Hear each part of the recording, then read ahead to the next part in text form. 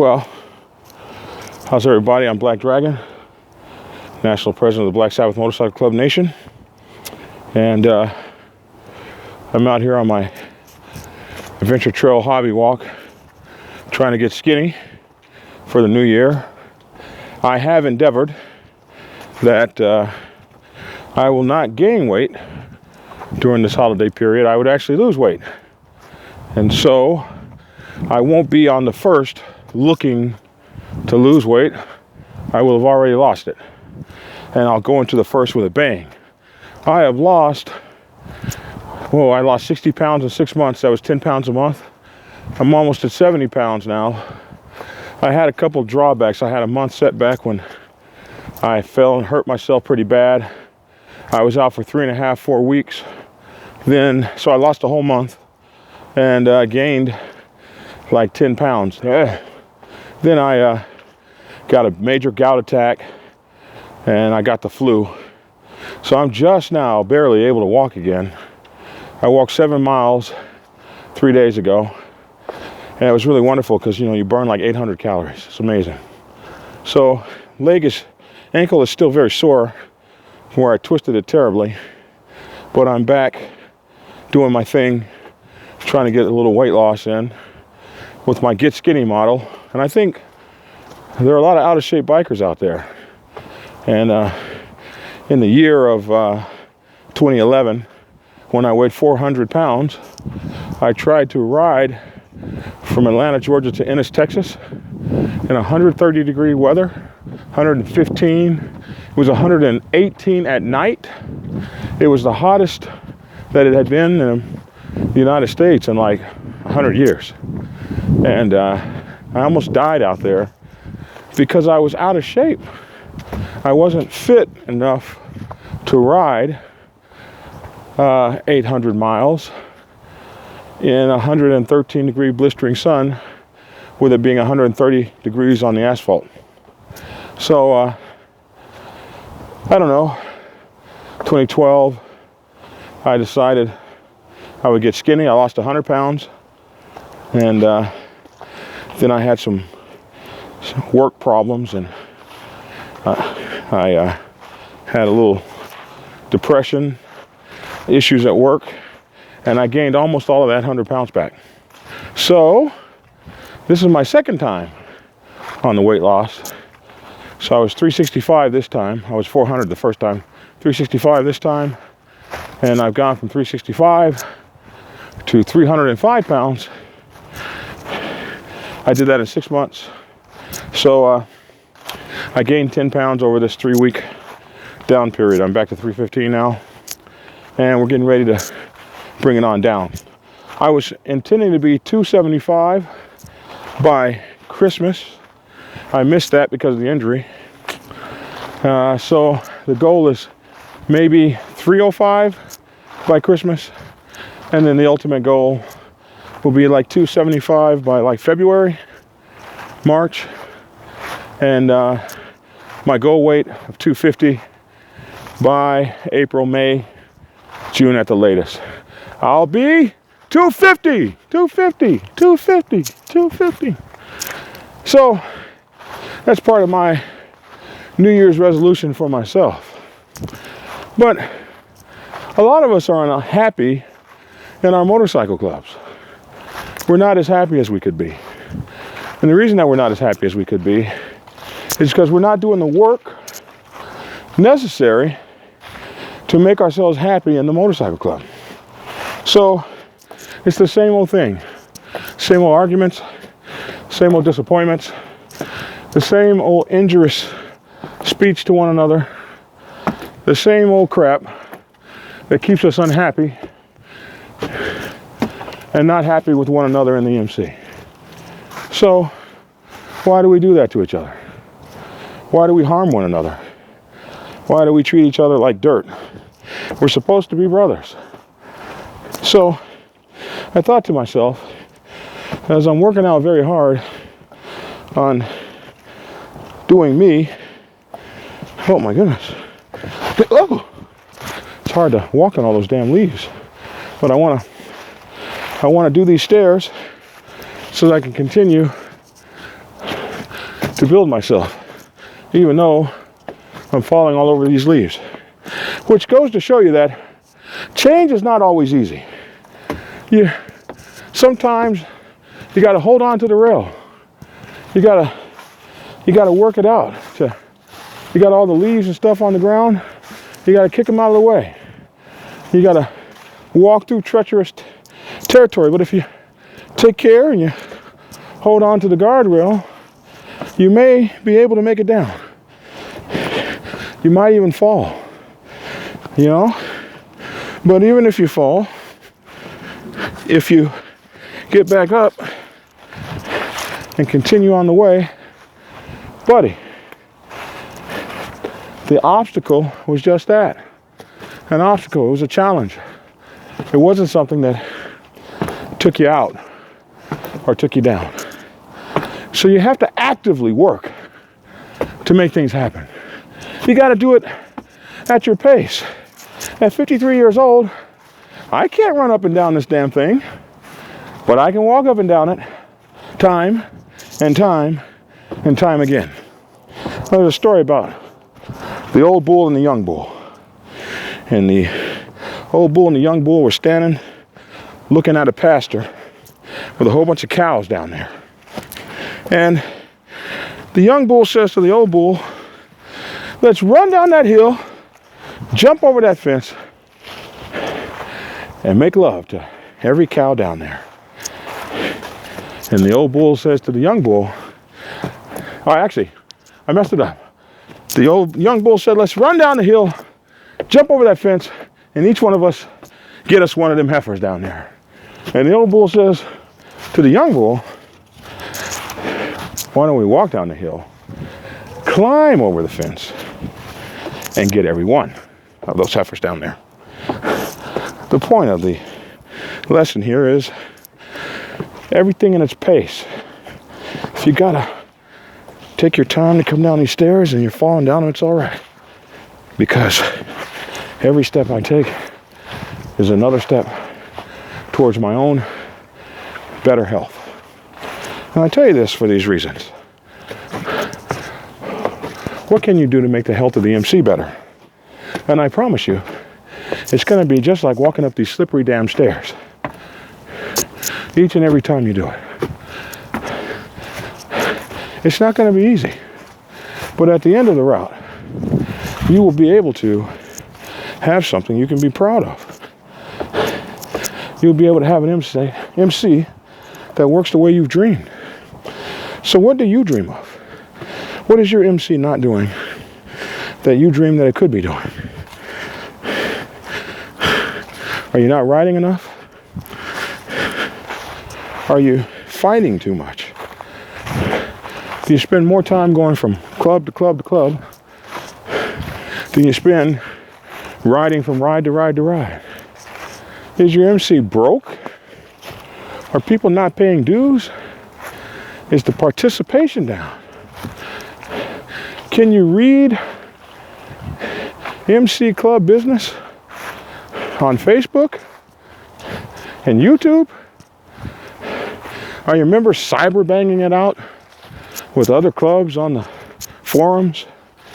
Is everybody doing more of everything other than MCing?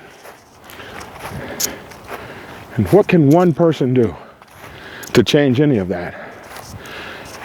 Well, there are a lot of people, one-person people, who have done a lot to change the environment around them. So, much like them, there are things that you can do to stimulate your environment to make it what you want it to be.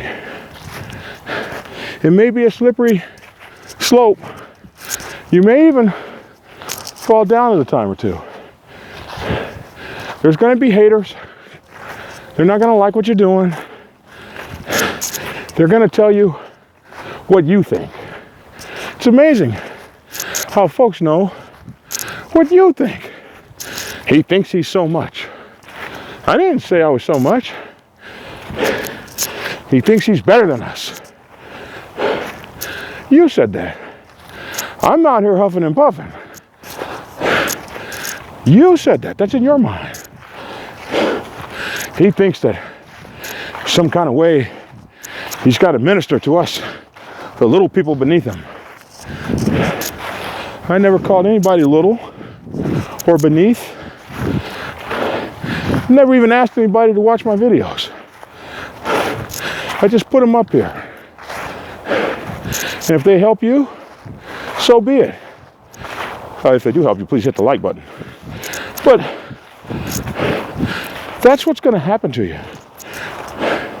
You may be lost in the woods for a while, not really knowing what you're going to do.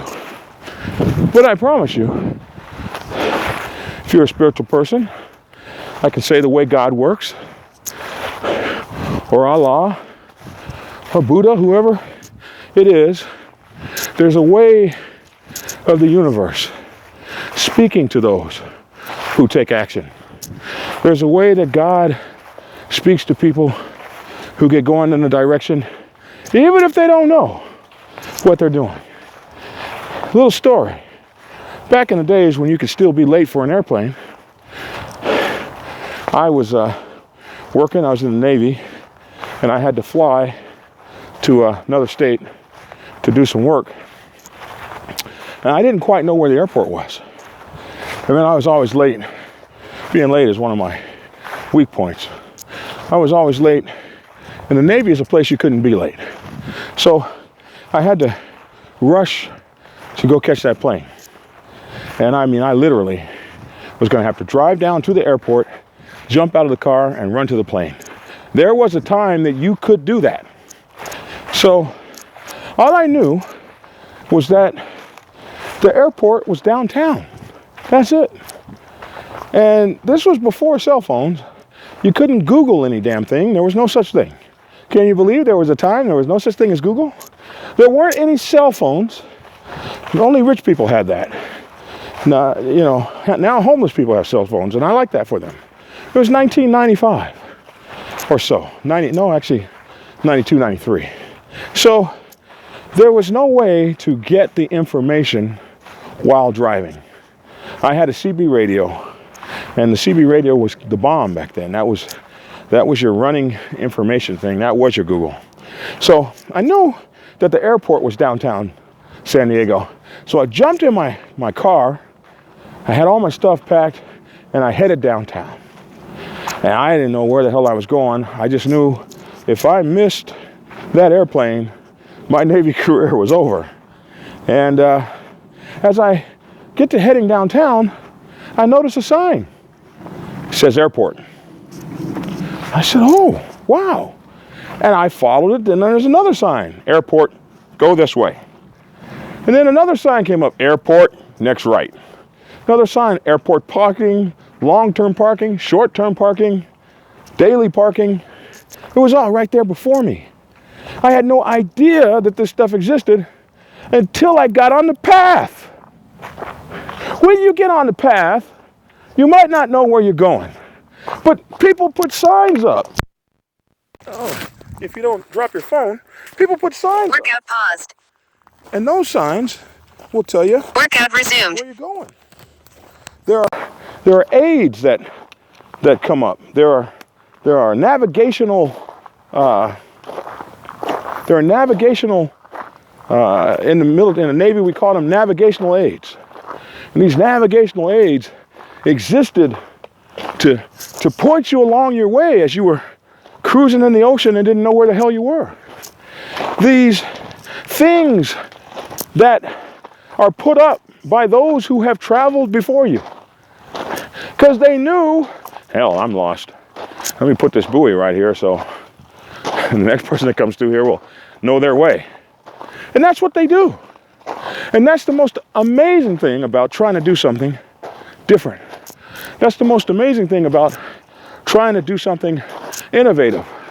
Even though maybe no one has walked there before. Yeah, somebody always calls in and interrupts my, and I actually put the phone on don't disturb, and they still call in anyway. But anyway, there's this thing that happens when people have gone away, even if you might not have been on that path before, maybe if nobody's blazed that trail, somebody's done something similar. There'll be some navigational aids. But you can't get to them if you don't get your butt off the couch. You can't get skinny unless you walk this hill. Huh? And I made it. In the gravel, that's hard to walk in. The path is not easy. Changing the culture of your motorcycle club will not be easy.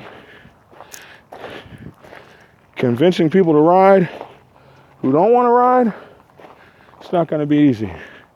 Talking people into loving the MC that are really sick of the MC, it's not going to be easy. You can look at videos. Black Sabbath Motorcycle Club. We've got hundreds of videos of us riding all over the country in the rain, the sleet, and the snow. All types of weather. You'll see my brothers were riding in Wichita this past weekend. And it's minus 10 degrees in Wichita right now. But it didn't start that way. I wanted to make a difference in the way my motorcycle club rode. So I began doing it way back in 2009, 2010, 2011. Hardcore, long distance rides across the United States. If you go back and look at the Black Sabbath MC videos, you'll see me riding through a tornado with the wind blowing at 80 miles an hour, screaming and yelling at the top of my lungs. This is what we do. And it did become what we do. It became all we do. And the fellas in my motorcycle club started picking up on it. And they wanted to be hardcore riders. And they were, and they did, and they are. But I can look and see where it started. So where are you going to start? I often say if you don't like the motorcycle club you're in, recruit the motorcycle club you want. You don't have to quit. Just go out there, see somebody at a gas station and say, hey, why you don't have any colors? Why don't you come and ride with me? And ride. Because you want to be a rider, so ride with them. And ride and ride and ride. And sooner or later, share it with them. I have a dream. I want to make a club of hardcore riders. I want to outride the club that we have now. I want to take us up another elevation. Will you help me? I want to prospect you. There's a lot of guys that have bad attitudes. I don't want you to listen to them. I want you to put your eye on me. And together we're going to go prospect another one and another one. 5 or 6 or 8 or 10 guys later. You only get to about 2 or 3 guys before you start to see your club change. People are like, what kind of fun are you guys having? Oh, we're just riding, man. You don't like the way your brothers and sisters are talking to each other. You don't like the way your brothers talk to one another. They're mistreating one another. Call it out every time you hear it. Every time. We don't talk to each other like that. They'll get to the point where, oh man, there's that damn black dragon. We can't curse in front of him. He doesn't curse anymore. You'll find that when you make that change, other people, they'll start making a change too. Because they see what's right. And people can't help but follow what's right. It's like the nature of nature, the nature of things. When you see somebody doing the right thing, you just got to do the right thing too. I cannot tell you how many people across the United States of America and even in other countries follow me on my getting skinny plan. My skinny getting folks in the Get Skinny Nation. They send me messages, Black Dragon, you have helped me to lose weight. I didn't do anything except walk down this thing. That's it. I didn't come in your house. I didn't put a fork in your plate. But you never know the good things that you do that touch people and make them do better things. We all have somebody we follow, the second grade teacher, science teacher, an outlaw biker, somebody that we just looked at how they walked their walk and we appreciated the way they did it. And so, as a human being and a person who lives and gets experience, you are a leader. You are affecting somebody somewhere. Somebody's looking at you and they like the way you do something, even though you might hate everything about yourself. Somebody's looking at you and says, wow, I'd really like to be like him or like her. I'd really like to do that like they do it. I had people in my club saying, there's no way that old SOB is going to outride me. Yeah. Oh, you want to see? Well, I was the baddest rider in my club for a long time. Then a guy by the name of Big Meech came and put down more miles than I did, riding hard. And his brother, Ride or Die, oh my gosh. With a name like Ride or Die? And it just went on from there. Now I got the young guys, 25-year-olds. We rode 1,000 miles in 14 hours. Yeah. So what is your New Year's resolution going to be to make your MC better? You see, what I'm really saying is your New Year's resolution to make your MC better is really your New Year's resolution to make you better. What you just said is what I needed to hear to try to get my club off life support. Mr. Robinson, you can get your club off life support, brother. All you got to do is try. All you got to do is want it, and all you got to do is make the effort to be better than you were before yesterday. And you make the effort to be better than you were, they're going to see that effort, and they're going to make the effort because, man, we are competitive, and I just can't stand it to watch you ride that motorcycle better than me. Hell no, you got to be out of your mind. So, I still got a couple miles left to go, but my foot's holding up pretty good. And I just wanted to take the time to ask you, like that guy always says in that commercial, what's in your wallet? What's in your wallet? What's in your gas tank? What's in your human tank? What's in your emotion tank? What's in your giving tank? The motorcycle club is not about I. The motorcycle club is about we. If the motorcycle club is a hobby to you, you're in the wrong damn thing. Because the rest of us, we don't see it as a hobby. You need to go join some sort of riding club where there is no expectation of excellence from you. We only just get together and ride when we ride. But if you want a club that has an expectation of excellence, you're in a motorcycle club. And that expectation of excellence comes from brotherhood. Brotherhood. A bonding of brothers like family. You can have a brotherhood that's blood, or you can have a brotherhood that is assimilated.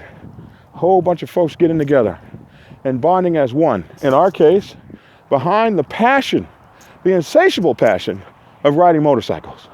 That's what bonds our brotherhood. And if you're a brother, you have responsibilities to the family.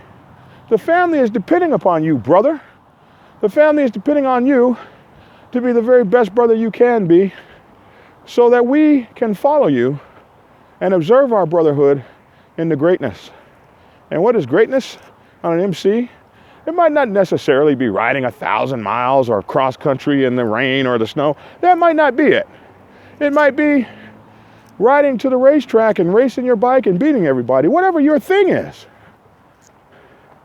But it's wrapped around the brotherhood. And the brotherhood requires an extensive amount, copious amounts of time, patience, passion, giving, loving. Some people, I love my patch. I love my patch. You don't love your... You don't love your patch. You love the people the patch represents. The patch is a symbol. It's a symbol of what you stand for. People, I love the flag. I don't pledge allegiance to a flag. I pledge allegiance to the United States of America. I pledge allegiance to the flag and the republic for which it stands. So they just lifted it above the flag. One nation under God, indivisible.